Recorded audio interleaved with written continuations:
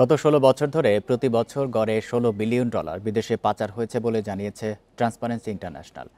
সকালে টিআইবিতে সংবাদ সম্মেলনে এসব কথা বলেন সংস্থাটির আন্তর্জাতিক পরিচালনা পর্ষদের চেয়ারপারসন ফ্রাঁসোয়া ভ্যালেরিয়া। এ নিয়ে আলোচনা করতে আমাদের সঙ্গে যোগ দিচ্ছেন ঢাকা বিশ্ববিদ্যালয়ের অর্থনীতি বিভাগের অধ্যাপক ডক্টর শাহাদাত হোসেন সিদ্দিকী। জনাব ডক্টর শাহাদাত হোসেন সিদ্দিকী, আপনাকে স্বাগত জানাচ্ছি ইন্ডিপেন্ডেন্ট সংবাদে। শুরুতেই আপনার কাছে যেটি জানতে চাই যে আওয়ামী লীগের আমলে প্রতি বছর গড়ে $১৬ বিলিয়ন পাচার হয়েছে বলছে ট্রান্সপারেন্সি ইন্টারন্যাশনাল। জড়িতদের বিচার নিশ্চিতের কথা বলেছেন, এ বিষয়ে আপনি কি বলবেন?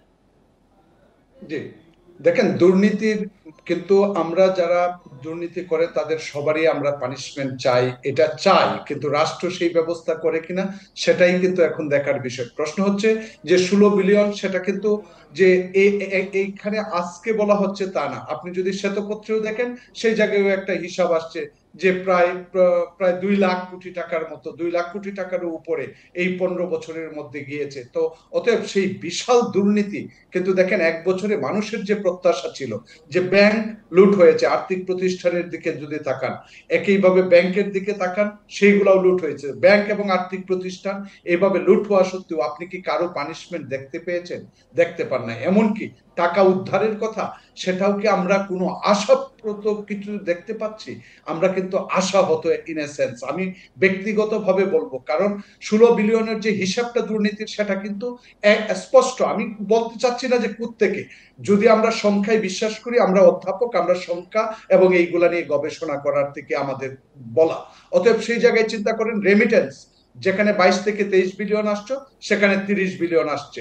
অতএব ৭ বিলিয়ন রেমিটেন্স ঘরে ঢুকতো না, বাংলাদেশে আসতো না, সেটা বাস্তব প্রমাণ। তাহলে ১৬ বিলিয়নের ৮ বিলিয়ন দুর্নীতি এখনো যে রয়ে গেছে, সেটা কিন্তু স্পষ্ট।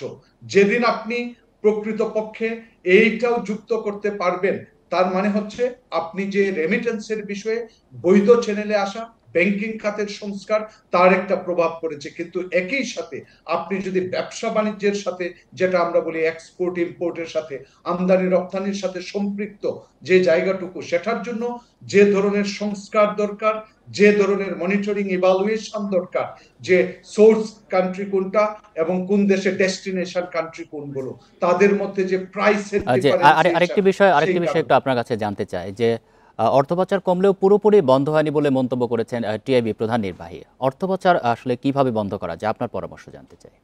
জি, সেই বিষয়টাই অবশ্য আমি এই প্রসঙ্গে বলা শুরু করেছিলাম, যেটা বলতে চাচ্ছিলাম যে আপনি যদি ১৬ বিলিয়নের একটা হিসাব পান, তাহলে ১৬ বিলিয়নের মধ্যে আমরা স্পষ্ট দেখতে পাচ্ছি রেমিটেন্স ৮ বিলিয়ন থেকে ৭ থেকে ৮ বিলিয়ন কন্ট্রিবিউট করেছে, যেটা ফলাফল আমরা পাচ্ছি। তাহলে বাকি ৮ বিলিয়ন, আমরা তো এক্সপোর্টের গ্রোথ হয়েছে, কিন্তু সেই গ্রোথের প্রভাবটা আমরা যদি রিজার্ভের ক্ষেত্রে দেখি, সেটা হচ্ছে গ্রস এবং নেট রিজার্ভ।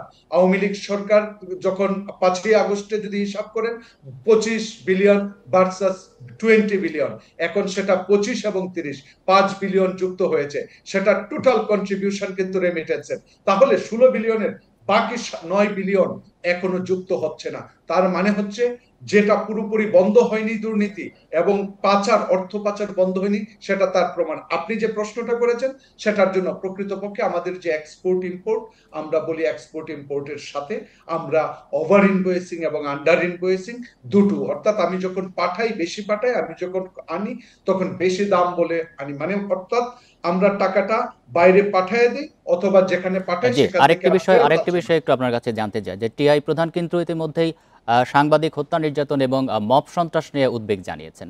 এ বিষয়ে আপনার পরামর্শ জানতে চাই যে আসলে সরকারের এই মুহূর্তে কি করা উচিত এ বিষয়ে। যে কোনো একটা দেশের যে কোনো ধরনের অস্থিতিশীলতা, সেটাই কিন্তু এক ধরনের অনিশ্চয়তা কাজ করে। আমি বলবো বাংলাদেশের অর্থনীতির সূচকগুলো যে অবস্থায় আছে, তাতে কিন্তু এখনো আপনি আশার আলো দেখবেন সেটা পাচ্ছেন না। তার মানেই হচ্ছে অনিশ্চয়তা কাজ করছে, সেখানে মানবাধিকার লঙ্ঘন, ইভেন আপনি পলিটিক্যালি যে সেটেলমেন্ট হবে, সেটা আসলে কোথায় হবে সেটার বিষয়ে অনিশ্চয়তা, নির্বাচনকে কেন্দ্র করেও বিভিন্ন ধরনের অনিশ্চয়তার কথা বলা হচ্ছে। সার্বিকভাবে দেশের বিনিয়োগের অবস্থা ঝুঁকি মুখে পড়ছে শুধুমাত্র কিন্তু এই অনিশ্চয়তার কারণেই। মানবাধিকার বিভিন্নভাবে যে লঙ্ঘন হচ্ছে সেগুলো মানুষের মধ্যে এক ধরনের আনসার্টেনিটি, ভীতি ক্রিয়েট করছে, যে কারণে অর্থনৈতিক সূচকগুলো কিন্তু দাঁড়াতে পারছে না বলে যে আমার মনে টিআইবি হয়। কিন্তু আরেকটি বিষয় বলেছে যে যে পরিমাণ অর্থ পাচার হয় সেখান থেকে মাত্র 1% ফেরত আসে। এই যে এই ফেরত আসার হার এত কম কেন, এবং এটি ফেরত আসলে আনার ক্ষেত্রে যে বাধাগুলো আছে সেগুলো আসলে দূর করা যাচ্ছে না কেন? দেখেন, এটা শুধুমাত্র টিআইবি যে বাংলাদেশের প্রেক্ষাপটে বলেছে আমি বলবো সেটা না। পৃথিবীর কনটেক্সটে যেসব দেশ ডেভেলপিং কান্ট্রি থেকে লুট হয়ে অর্থ উন্নত দেশগুলাতে চলে যায়, অতএব সেই অর্থ যে প্রক্রিয়ায় যায় সেই প্রক্রিয়া থেকে ফেরত আসার এক্সাম্পল তৈরি করতে পারেনি। যেটা আমি বলবো ইন্দোনেশিয়া অনেক চেষ্টা করেছিল ফেরত আনার জন্য, কিন্তু তারাও ব্যর্থ হয়েছে। বাংলাদেশের ইতিহাসেও একমাত্র একটা এক্সাম্পল তৈরি হয়েছে। অতএব যে অর্থটা যায় সেটা কোথায় যায় সেই জায়গা থেকে কিন্তু আবার ভিন্ন দেশে যায়। অতএব ডেস্টিনেশন ঠিক করা, যখন আমার টাকা দুবাই গেল, দুবাই থেকে আবার সেটা ইউকে তে চলে গেল, আপনি কার সাথে নেগোসিয়েশন করবেন? ওইখানে কোন প্রক্রিয়ায় গিয়েছে? যখন দুবাই থেকে ওই জায়গায় গিয়েছে তখন হয়তো ফর্মাল চ্যানেলে নিয়েছে।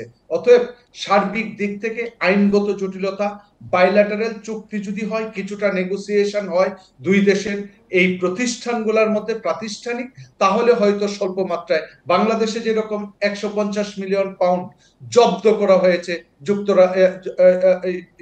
ইউকেতে, আপনি জানেন যুক্তরাজ্যে। এখন বিষয়টা হচ্ছে এই সম্পদটা কি সত্যি বাংলাদেশ সরকার কিভাবে আনবে, এই আনার নিশ্চয়ই প্রক্রিয়াটাও সরকার সে কিন্তু বিষয়ে অনেক কঠোর জটিল। পদক্ষেপ নেবে। আপনাকে অসংখ্য ধন্যবাদ দিচ্ছি আমাদের সাথে এতক্ষণ আলোচনায় থাকার জন্য।